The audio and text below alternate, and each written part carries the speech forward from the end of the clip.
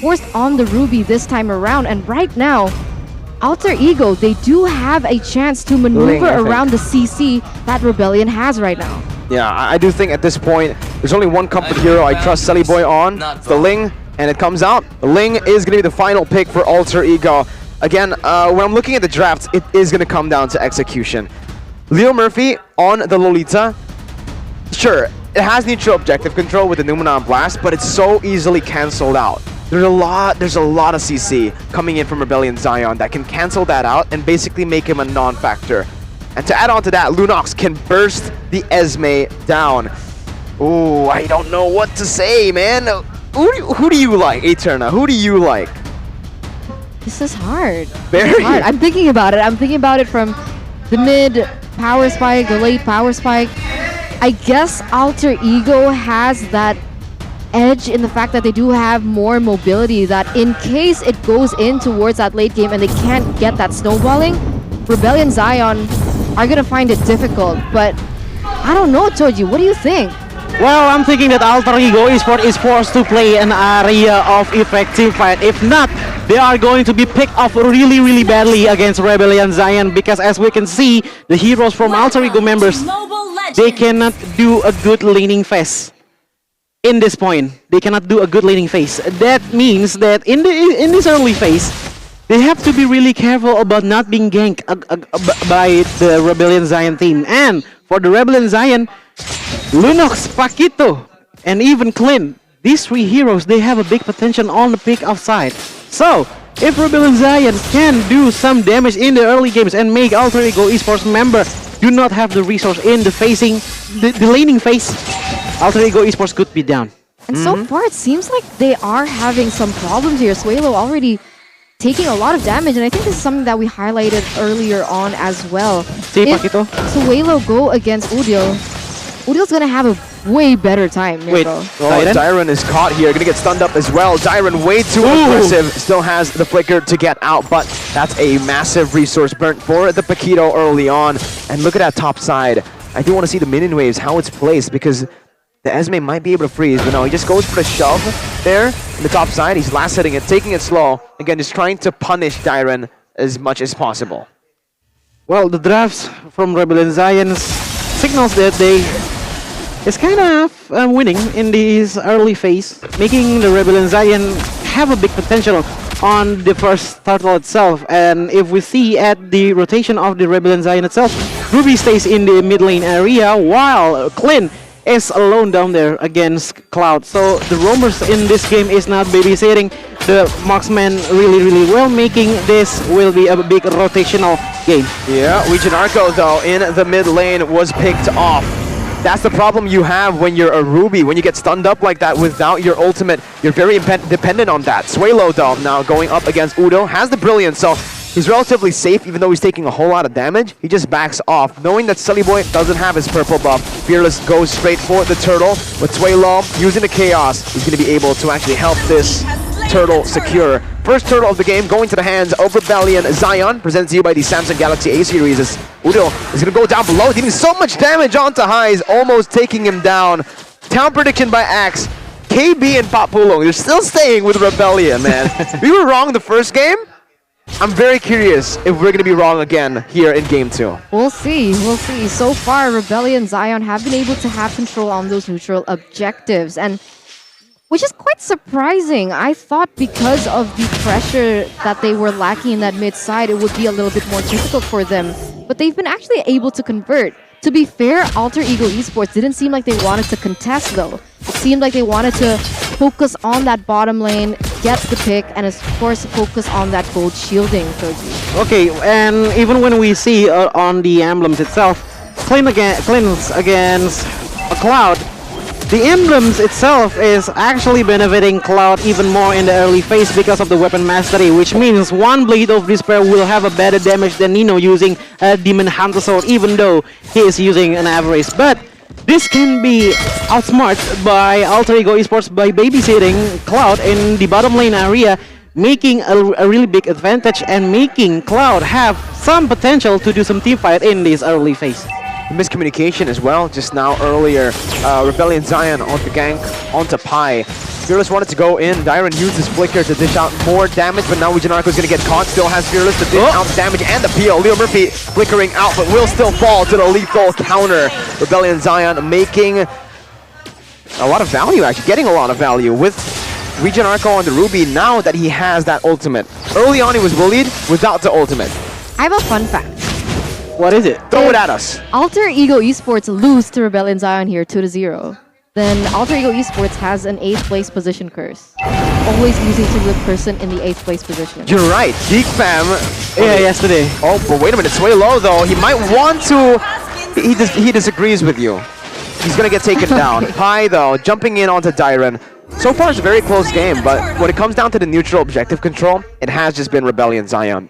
The setup that Fearless has on the Bauman has just been phenomenal. His pathing in the game, and he's able to get another gold lead in this game.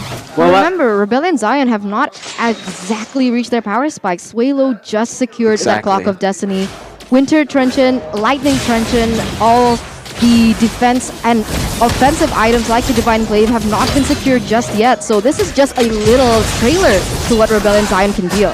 And Fearless is just going to be happy doing that. Oh. Narco pulls Leo Murphy back. I can do it too. Leo Murphy falling to the hands of Fearless again. That's what the Bauman can do. You're so tanky, you want to be targeted. Sure, go and target me. Once we actually have those other members to calm down, they will be able to follow it up. Just as I say that though, Swaylo gets picked off. Mid lane, Wijanarko as well, doing some damage, but we have some time to talk about the items here, Choji. Okay, this is interesting. Flynn first item is not going for the endless battle, but it's going for the critical first with the Berserker Fury. But if we look at the Cloud side of items, we can see that Demon Hunter Shot has been safely secured by Cloud, and with the combination of Steel Leg Plates making the sustainability and the offensive side of Cloud is getting better in the bottom lane area. But one thing that I noticed is that Dyron using a Festival of Blood emblem, which means that I think Rebellion Zion is going for a prolonged team fight like this one. Fearless going to be caught there by the Tempest Blaze and a Dumanov Blast, but Fearless is able to maneuver out of that one. Still going to be slain. Leo Murphy tanking the damage, soaking it in for Alter Ego to pick up that kill. He is tanky. Yeah. He wants to be targeted, but not like that. That was too aggressive. But the problem is, with that in mind, Alter Ego Esports, sure, they got a pick-off on the board onto Fearless, but they need to be able to manipulate these waves properly. We saw that Rebellion Zion was able to clear earlier in that top side and actually push and get a little bit of damage to the tower. And Alter Ego Esports, they need to play a little bit more disciplined. Kills are great, but how are they going to convert onto this? Because the turtle is up, but that's not their focus. Well, so far, the objectives from this game is really towards the Rebellion Zion. As we can see on the top lane area, Rebellion Zion has secured the turret of Alter Ego Esports, the outer turret of Alter Ego Esports. But we can see that Jelly Boy's looking kind of spicy right now. He's not killed at all, making some savings for Rebellion Zion to be popped out for taking down Sally Boy. They're scaling really well. Yeah. They're scaling well, but the thing is, up against this composition against Rebellion, you have a Clint that can scale as well. You have Lunox that can deal damage, and they go on to Nino. Beautiful read by Nino. No. Getting the sprint out, but now it's going to be the re-engage coming in. Nino dodging from everything as he pops into Blazing Duet. Wijanarko taken low, falling Simon by Pi. Not able to connect just yet. Wijanarko flickers out of that one. Meanwhile, Rebellion playing the macro game very, very well in the mid lane, going for the turret. Dyron will be able to take it down, but no, my god, he's taken very low. Selly Boy unable to get the kill onto Dyron. He's 1 HP. Udo should be able to do this one. No! Oh my god, Dyron! Beautiful! Beautiful play by Dyron. He dodges away. No, he doesn't dodge in the falling time with there. He took way too much. He played that perfectly, but in the end, Sir Pi comes in. Sir Pi comes in and gets the kill, finally, as Dyron is going to take 15 seconds to get back on the board. So Alter Ego Esports will have the map pressure so far until he does get picked up. But you're right, the Golden Staff has been secured by Nino, which means the power spikes are starting to hit. Yeah, we can see that from the turret's perspective, Rebellion Zion is leading with 2 turrets has been down by them. But Alter Ego Esports, it seems like they don't care. From the goal perspective, the goal gap is on the Alter Ego Esports side, even if it's just a few margin, just like on the 200 gold. That's the thing right now as well, right? When we do see the Claude, a lot of people are still saying that Claude is a late game hero. Sure, it is a late game hero, but how Alter Ego have drafted their composition is they're using the clock for that mid-game power spike. Right now, though, Wijanarko gonna get caught 1v3, pulled back in by the I'm Offended.